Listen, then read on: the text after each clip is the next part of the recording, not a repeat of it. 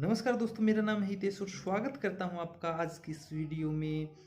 तो दोस्तों, हम बात करने वाले हैं इस वीडियो में जो हम बीएड स्पेशल एजुकेशन एससीएमआर का सेकंड पेपर कर रहे थे, उसकी कुछ 2 यूनिट रह गई थी लास्ट की, वो इस वीडियो में कवर करने वाले हैं। उसके साथ ही सेकंड यूनिट की एक टॉपिक रह गया था, उसको भी इस वीडियो में कवर करेंगे।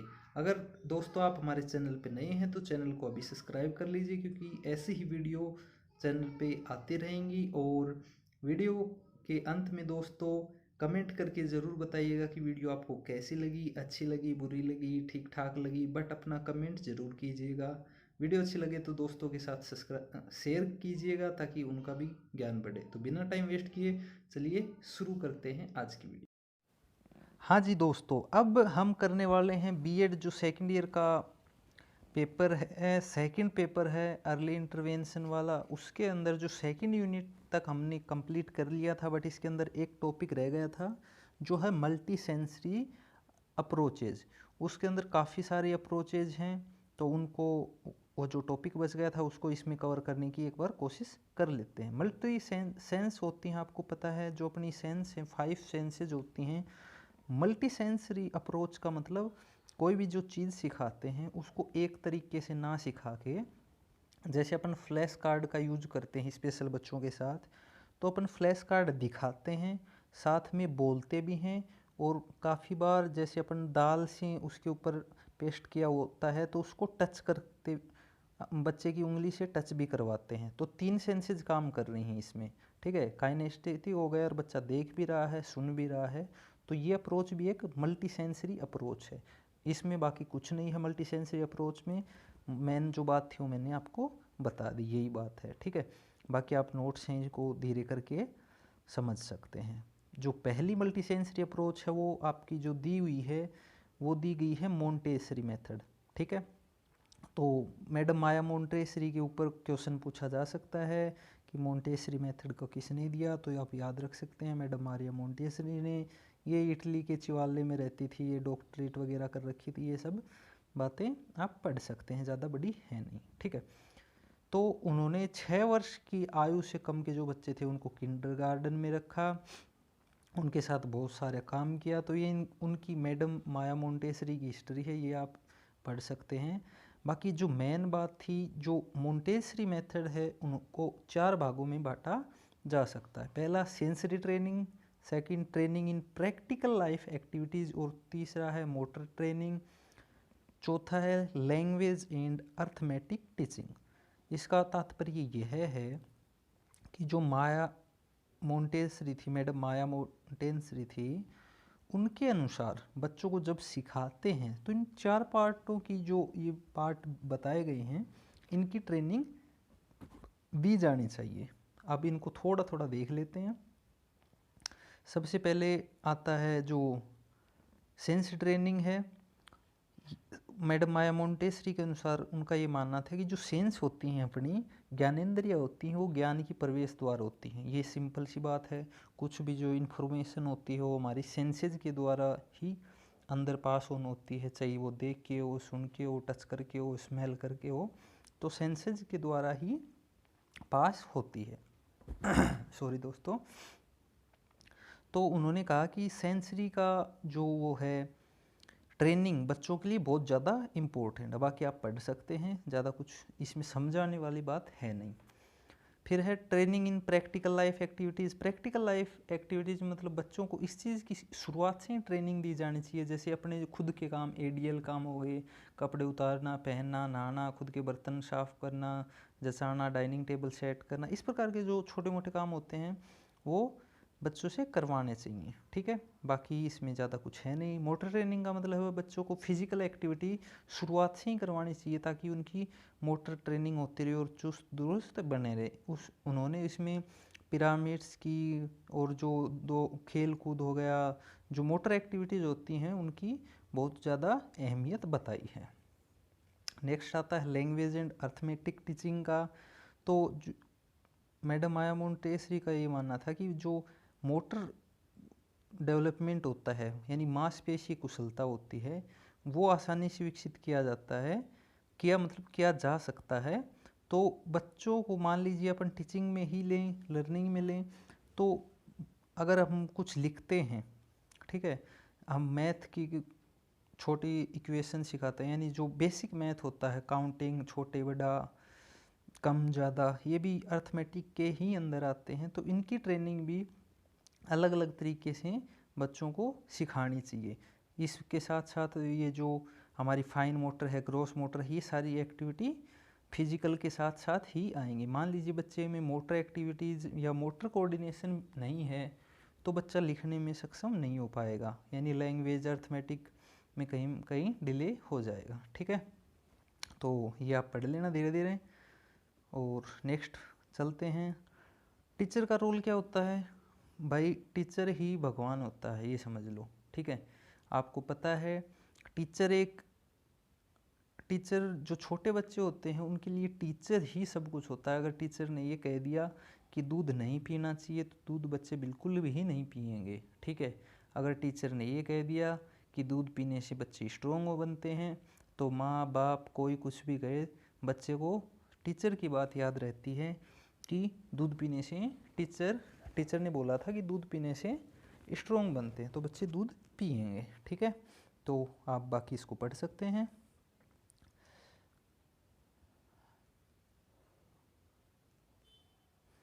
नेक्स्ट जो मल्टीसेंसरी अप्रोच आती है वो हम करने वाले हैं आर्गुमेंटेटिव एंड अल्टरनेटिव कम्युनिकेशन, यानी AAC।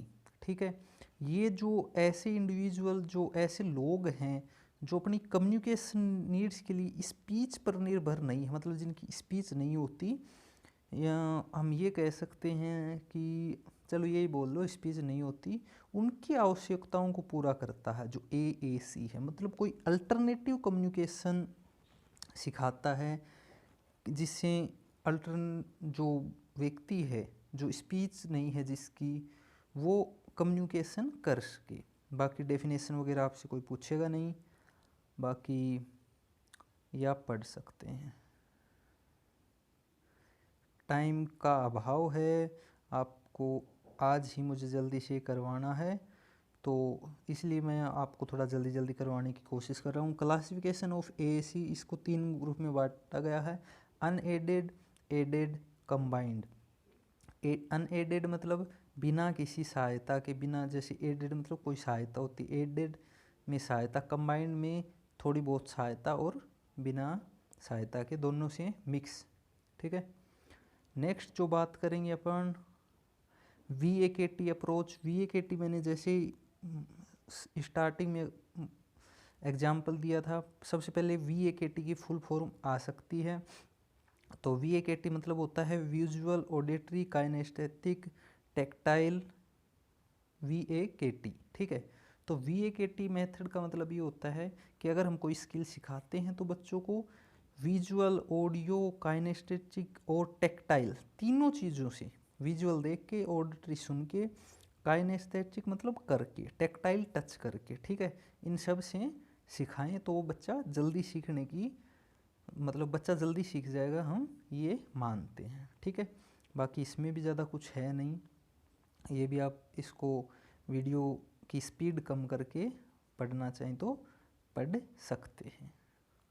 बाकी जो MCQ बनता था वो इसमें यही ही बन सकता था। जो साइट वर्ड्स होते हैं हम बच्चों को सिखाते हैं, स्पेशल बच्चों के साथ काम करते हैं, उनमें हम यही विधि प्रयोग करते हैं लगभग।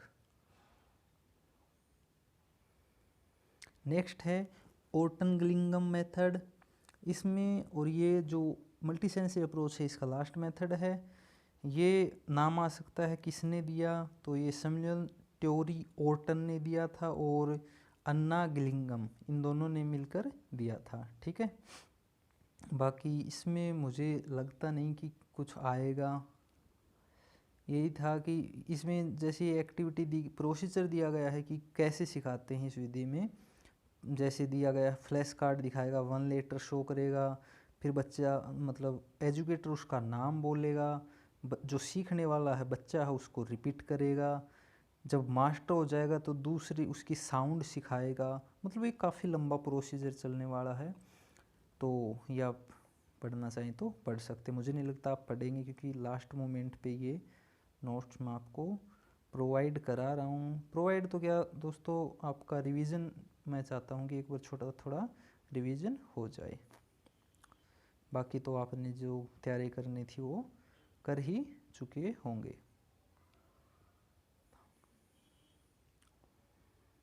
बाकी मुझे कुछ लगेगा इसमें तो बता देता हूँ।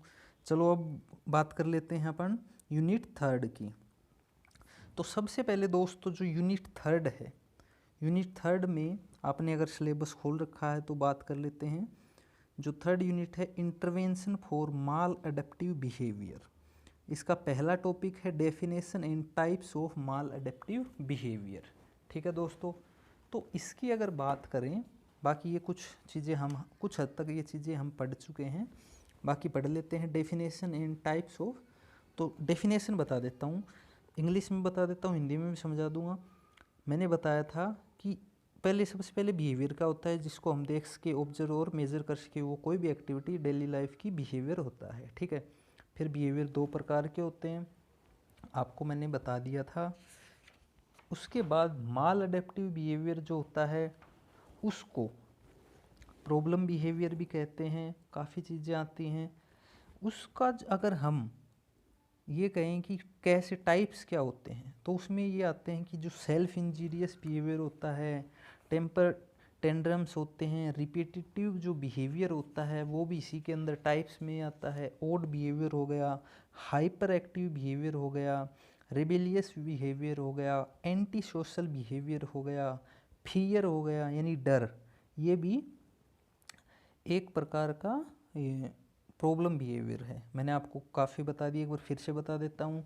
सबसे पहले मान लीजिए जो है उसमें सेल्फ इंजीरियस बिहेवियर होता है, temper tantrums, repetitive behaviour, odd behaviour, hyper active behaviour, rebellious behaviour, rebellious मतलब विरोधी बिहेवियर, फिर आता है एंटी सोशल बिहेवियर, नेक्स्ट है फियर जो डर होता है वो।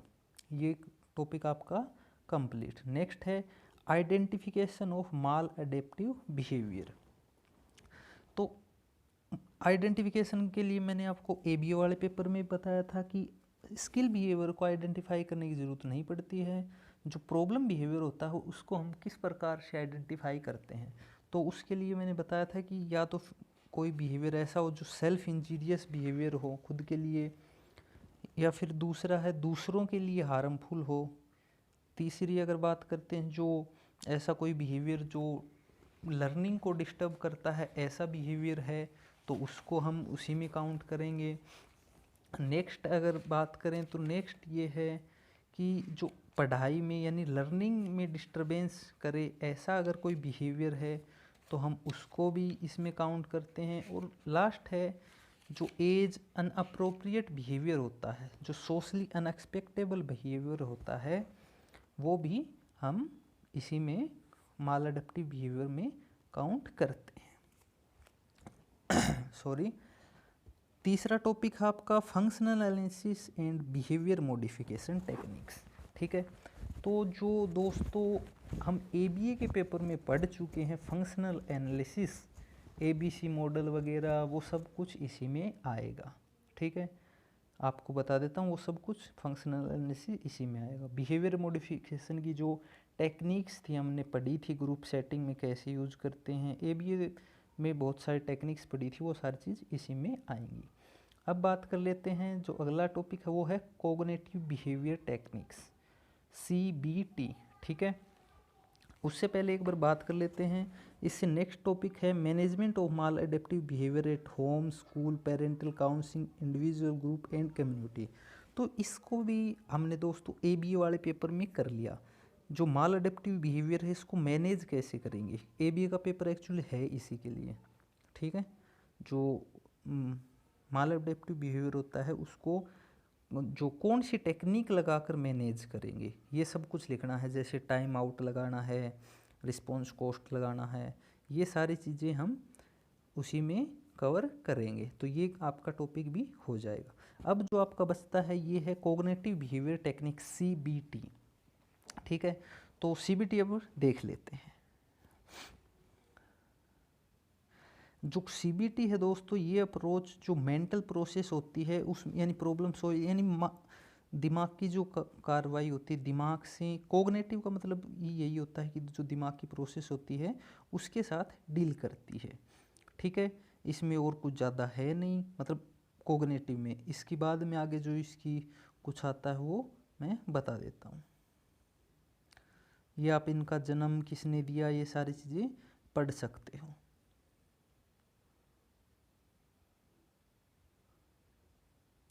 ठीक है दोस्तों, ये मैं बहुत ही धीरे धीरे कर रहा हूँ। ये जो टेक्निक्स हैं, ये जैसे सोशल एंजाइटी, साइनेस, यानी सोशल जो एंजाइटी होती है, साइनेस होती है।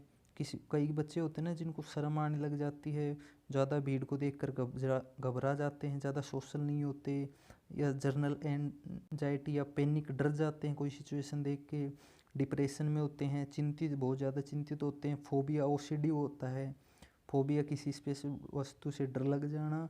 ओसीडी होता है ऑब्सेसिव कंपल्सन डिसऑर्डर। ओसीडी का मतलब होता है किसी खास वस्तु को लेके उसमें रिपीटेटिव भी जो मतलब डरने लग जाना, वही मतलब क्या बताऊँ, किसी एक चीज़ को लेके डरना, किसी एक चीज़ के पीछे बढ़ जाना, वो होता है ओसीडी। यही है, मोटा मोटा आपको बता देता हूँ, ज़्यादा डिटेल में जाने की आपकी आवश्यकता भी नहीं है। जॉब एडजस्टमेंट, स्कूल में प्रॉब्लम होना, child behaviour problem, anger, guilt, same, ये सारी चीज़ें इसी के अंदर सिखाई जाती है, यानी कम करना सिखाया जाता है। सीबीटी एक स्किल बेस्ड अप्रोच है जिसका उद्देश्य नेगेटिव थिंकिंग हैबिट्स को more accurate, constructive, optimistic thinking को रिप्लेस करना। इसका कहने का मतलब ये है कि जो ये ऊपर वाली जो बिहेवियर दिए गए हैं, इनको एक बढ़िया एक्यूरेट कंस्ट्रक्टिव बिहेवियर में, मतलब जो नेगेटिव थिंक है उसको पॉजिटिव थिंक में बदलना ही सीबीटी है। सिंपल है, समझ में आया होगा। नेक्स्ट अब आता है रेलिवेंस क्या है। जो हम अपने CWMR होते हैं, चिल्ड्रन विद मेंटल रिटार्डेशन वाले जो बच्चे होते हैं, उनका इसके साथ क्या है। ठीक है, क्या रिलेवेंस है, क्या ही मतलब है। तो पहला है सेल्फ मैनेजमेंट टेक्निक इसमें सिखाई जाती हैं, या इसको किस प्रकार से करेंगे, तो सेल्फ मैनेजमेंट टेक्निक्स। इस तकनीक का प्रयोग मुख्यतः जो MR विद माइल्ड कैटेगरी के लिए कर सकते हैं। ये आप पढ़ सकते हैं। यानी इसमें सेल्फ मैनेजमेंट टेक्निक्स में ये सिखाया जाता है कि अगर बच्चा मान लीजिए यदि और तब का संबंध समझता है थोड़ा बहुत, मतलब उसका मॉडरेट लेवल तक का भी वो है, माइल्ड मॉडरेट, मतलब मॉडरेट में भी ऊपर वाला, और माइल्ड कैटेगरी का अगर बच्चा है तो हम उसको बता देते हैं कि भैया तूने ये किया है तो तेरे को ये करना ही पड़ेगा, अपने आप ठीक करना पड़ेगा, रिस्पॉन्सिबिलिटी खुद लेनी पड़ेगी। सेल्फ ऑब्जर्वेशन में इसको बच्चा पार्टिकुलर सिचुएशन को, अपने खुद को, बिहेवियर को ऑब्जर्व करना सीखता है।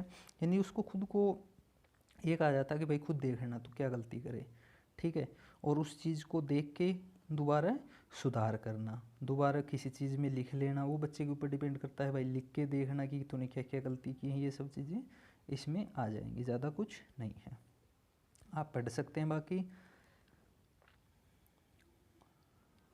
नेक्स्ट टॉपिक आता है यूनिट 3 का लास्ट टॉपिक है ethical issues in behaviour management and implications for inclusion. ठीक है, फिर आते हैं, यही कर लेते हैं, ethical issues and behaviour modification. ठीक है, तो बिहेवियर मॉडिफिकेशन एक इंटरवेंशनल मेथड है। इसके प्रयोग के लिए प्रोफेशनल को जरूर कि वह निम्न एथिक्स को ध्यान में, मतलब जो एथिक्स का मतलब होता है जो बातें हैं, सत्य बातें होती हैं, या फिर कैसे समझाऊं, जो मतलब समाज में चलती आ रही हैं हमारे, जैसे कोई हमारा बच्चा या कोई स्पेशल बच्चा अगर पैदा हो जाता है तो उसको जल्दी से एक्सेप्ट नहीं करते हैं, ये एथिक्स हैं। ठीक है, आज भी हम अशिक्षा से ग्रसित हैं तो काफ़ी चीज़ें हैं जो एथिक्स के अंदर काउंट होती हैं, वो पढ़ लेते हैं। पहला है एक्सेप्टेंस ऑफ द चाइल्ड।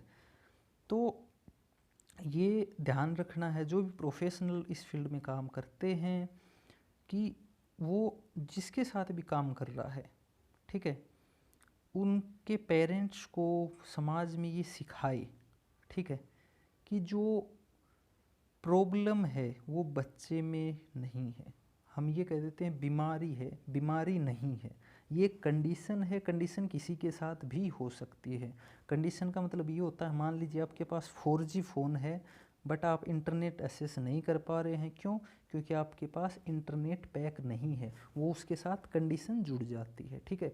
तो प्रोफेशनल के लिए ज़रूरी है कि वह बच्चे की प्रॉब्लम बिहेवियर पर ध्यान देते हुए अपना पूरा ध्यान बच्चे के ऊपर दे, वह जैसा है उसे वैसा ही एक्सेप्ट करे।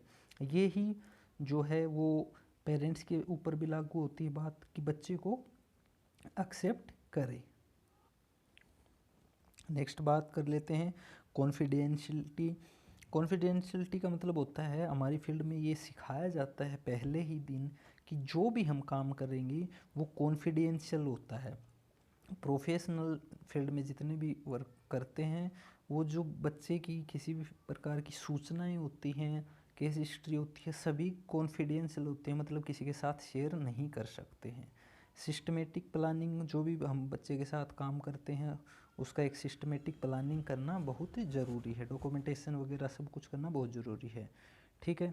बाकी no deprivation of primary reinforcement, कभी भी बेसिक नीड्स से वंचित नहीं करना चाहिए बच्चे को। मतलब ये नहीं है कि हम बच्चे को पनिशमेंट के नाम पे भूखा रखें एक दिन तक, तो ये गलत है। एडुकेट ट्रेनिंग, मतलब बच्चे को पर्याप्त ट्रेनिंग देनी चाहिए, बच्चे के अकॉर्डिंग होनी चाहिए, उसके स्तर के अकॉर्डिंग होनी चाहिए। उसको जो थेरेपी, जो भी टेक्निक की ज़रूरत है, जिस भी इंटरवेंशन प्रोसेस की उसको ज़रूरत है, वो सभी उसको पूरी मिलनी चाहिए, ठीक है दोस्तों। नेक्स्ट अगर टॉपिक की बात करें तो ये है implications of behaviour management in inclusive classroom. ये इसी का 3rd यूनिट का जो लास्ट टॉपिक है उसी का पार्ट है। तो इंक्लूसिव क्लासरूम में बिहेवियर मॉडिफिकेशन का प्रयोग इंडिविजुअल स्टूडेंट्स और बिहेवियर को संबोधित करता है।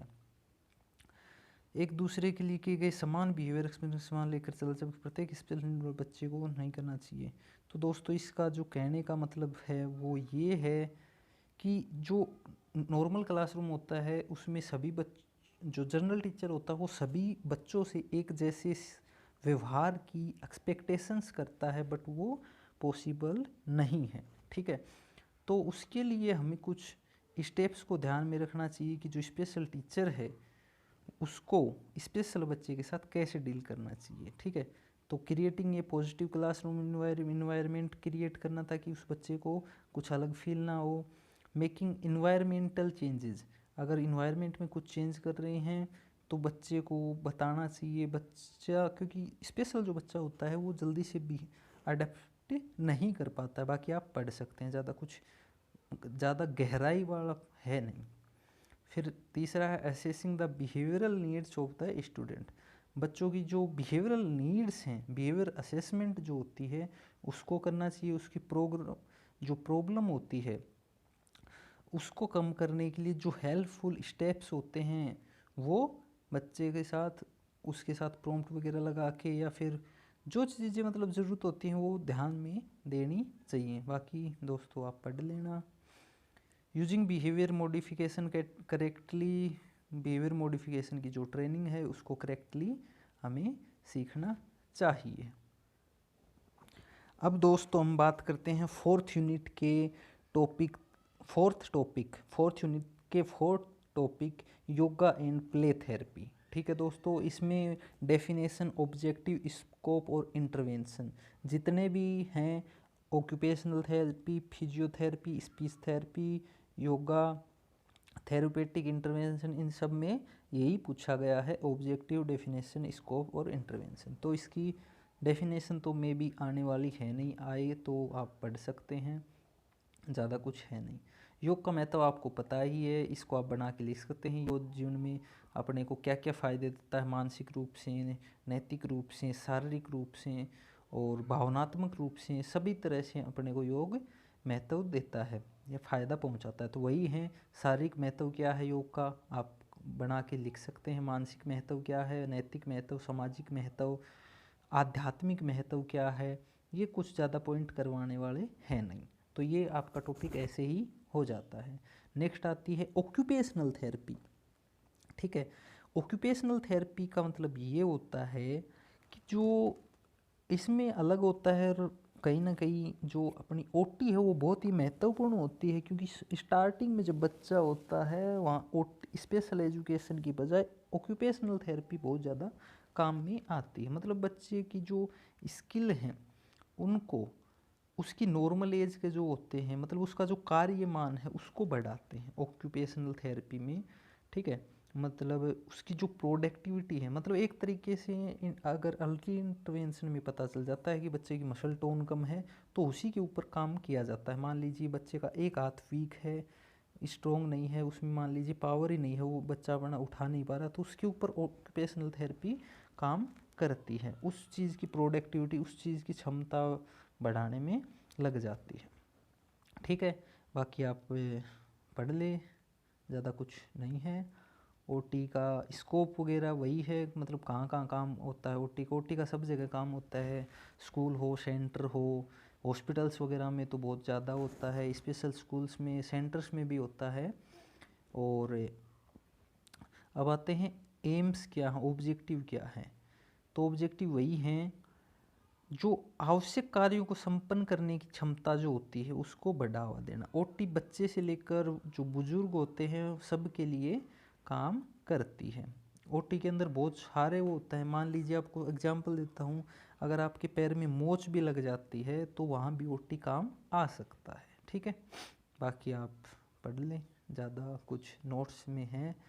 धीरे धीरे स्पीड, जहाँ से आप वीडियो क्वालिटी चेंज करते हैं वहीं एक स्पीड का ऑप्शन भी आता है। 1x से आप कम करके 0.5x या उससे भी कम ऊपर नीचे करके पढ़ सकते हैं। मैं आपको पूरा एक बार रिवीजन कराने की कोशिश करूँगा अपनी तरफ से। तो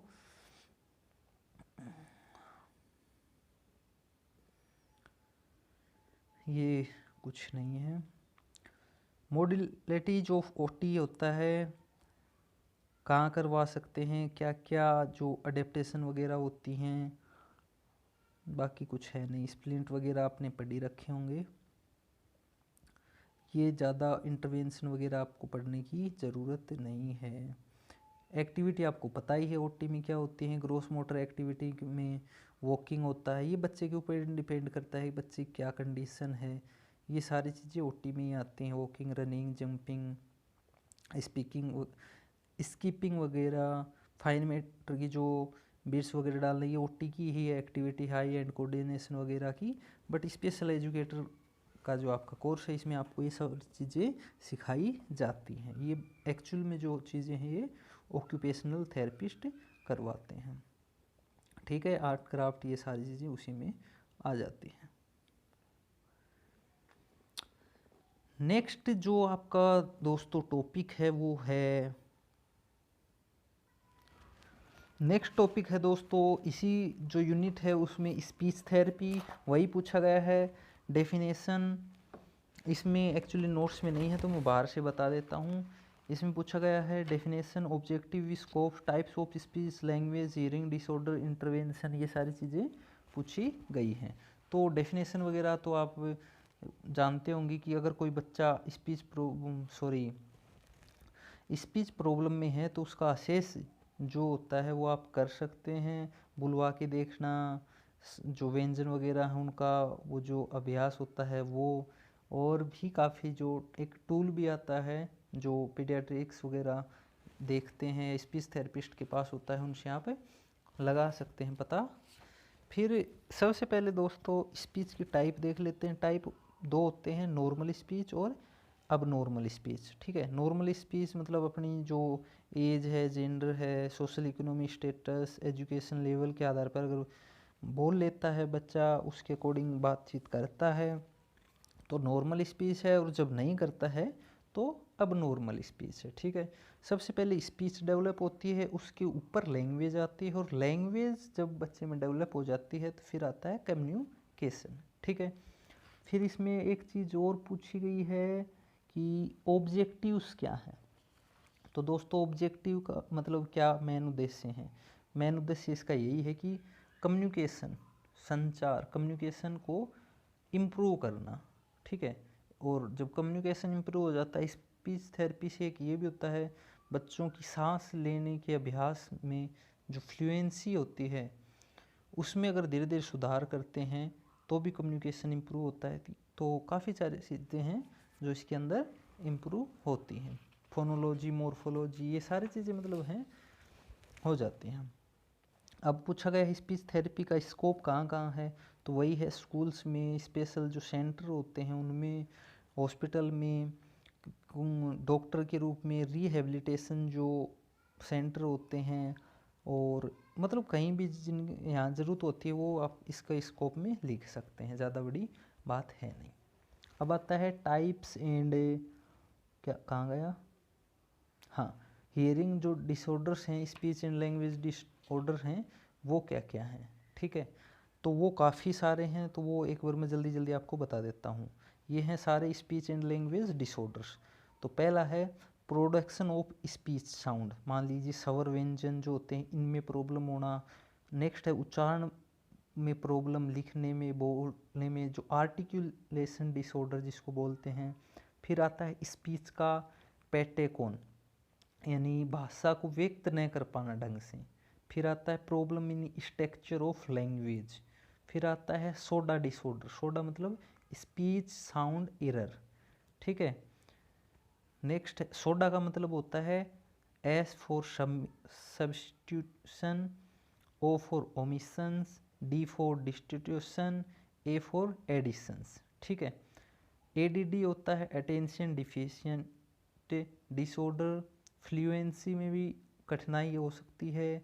फिर आता है respective language disorder, social pragmatic language, language processing disorder. फिर आता है phonological awareness skills, oral motor delay होना, और मेमोरी एंड कोग्निशन अगर डिले है तो भी लैंग्वेज में या जो स्पीच है इसमें कमी आ सकती है। ऐसे काफ़ी हैं, ओसीडी, एसपीडी, एडीएचडी, काफ़ी सारे हैं। तो ये इतने मैंने जो बताए हैं आप ये याद रख लें, ये भी आपके लिए काफ़ी मददगार साबित होंगे, और यानी कहने का मतलब ये भी काफ़ी हो जाएंगे। अब जो नेक्स्ट बात करेंगे अपन, बात करेंगे भाई थेरेपेटिक इंटरवेंशन की, ठीक है। तो थेरेपेटिक इंटरवेंशन में दोस्तों क्या आता है, जो म्यूज़िक है, डांस, ड्रामा, मूवमेंट, स्पोर्ट्स वगैरह ये हैं, ये सब आता है थेरेपेटिक इंटरवेंशन के अंदर, ठीक है। तो इसके अंदर अगर बात करें, पहले थेरेपेटिक इंटरवेंशन होता है क्या है, तो ये है किसी एक व्यक्ति या समूह द्वारा किया गया एक ऐसा प्रयास है जो किसी भी हालत में इम्प्रूवमेंट करने के लिए ही किया जाता है, ठीक है। तो ओटी, पीटी, जो एसटी स्पीच थेरेपी है, ये सारी चीज़ें मिला के ही थेरेपेटिक इंटरवेंशन किया जाता है। तो मैंने आपको ये सारी चीज़ें बता दी गई हैं। इसमें स्पोर्ट थेरेपी हो गया, डांस, ड्रामा, म्यूजिक, ये सब भी किसी न किसी तरीके से यूज किए जाते हैं जो एक थेरेपी का काम करते हैं, थेरेपेटिक इंटरवेंशन के अंतर्गत ही आते हैं। आपने सुना होगा म्यूजिक थेरेपी भी होती है, डांस थेरेपी होती है, ये सारी चीज़ें थेरेपेटिक इंटरवेंशन के ही अंदर आती हैं। अब जो हमारा लास्ट बच जाता है दोस्तों, सेकंड यूनिट का जो टॉपिक है वो हमारा बचेगा फिजियोथेरेपी। तो फिजियोथेरेपी के बारे में भी मैं आपको थोड़ा बता देता हूँ। अब हम जो लास्ट टॉपिक हमारा बचा है दोस्तों, फिजियोथेरेपी। फिजियोथेरेपी मतलब जो भौतिक माध्यम होते हैं, भौतिक माध्यम के द्वारा इलाज करना या फिर थेरेपी देना ही भौतिक या फिजियोथेरेपी कहलाता। भौतिक माध्यम मतलब वेव हो गया, हाइड्रेट हो गया, हीट हो गया, कोल्ड हो गया, करंट हो गया, ये भौतिक माध्यम के अंदर ही आते हैं। या फिर जो एक्सरसाइज हो गई, ये सारी चीज़ें भौतिक जो माध्यम होता है उनके अंदर ही आता है। फिर इसकी हिस्ट्री वगैरह पढ़ने की अपने को ज़रूरत है नहीं। डेफिनेशन अगर बात करें तो physiotherapy heat, cold, current, wave, water जैसे जो भौतिक माध्यम होते हैं उनके द्वारा इलाज का ही एक प्रकार है, ठीक है दोस्तों। फिर आते हैं ऑब्जेक्टिव्स ऑफ, ऑब्जेक्टिव का मेन मतलब ये होता है फिजियोथेरेपी में पेन जो होता है, दर्द को कम करना, जॉइंट जो है हमारे उनकी एक्टिविटी, मोशन को बढ़ाना, यानी उनकी जो मूवमेंट है उसको ज़्यादा से ज़्यादा बढ़ाना, ताकत लाना, मसल्स की पावर जो है उसको ज़्यादा करना, पोस्चर ठीक करना, ठीक है। रेस्पिरेटरी जो कैपेसिटी है वो भी फिजियोथेरेपी जो एक्टिविटीज होती हैं थेरेपी से सही होती हैं, ठीक है। फिर आता है कि जो ओटी सॉरी जो फिजियोथेरेपी होता है उसका क्या रोल होता है। तो दोस्तों कहाँ कहाँ रोल होता है इसकी बात करें तो फिजियोथेरेपी का भी वही स्कोप है। स्पेशल एजुकेशन के साथ साथ है जो भी सेंटर हैं, हॉस्पिटल वगैरह हैं, जो स्पेशल स्कूल वगैरह हैं, उन सभी में इसका काम होता है।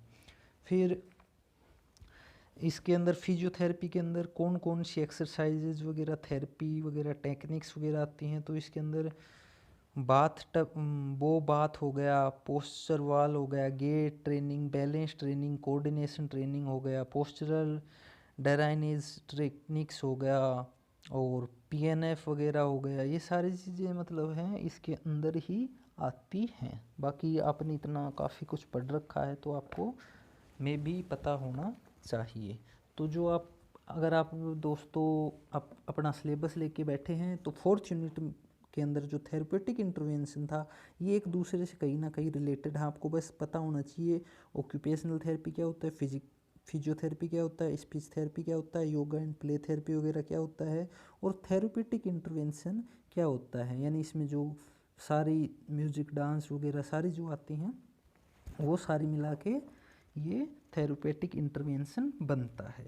तो दोस्तों इस प्रकार से आपकी जो सेकंड पेपर था इसकी 3rd एंड 4th यूनिट भी कंप्लीट हो जाती हैं। बाकी दोस्तों उम्मीद करता हूँ वीडियो आपको पसंद आई होगी। मैंने जो समझाया समझ में भी अच्छे से आया होगा आपको।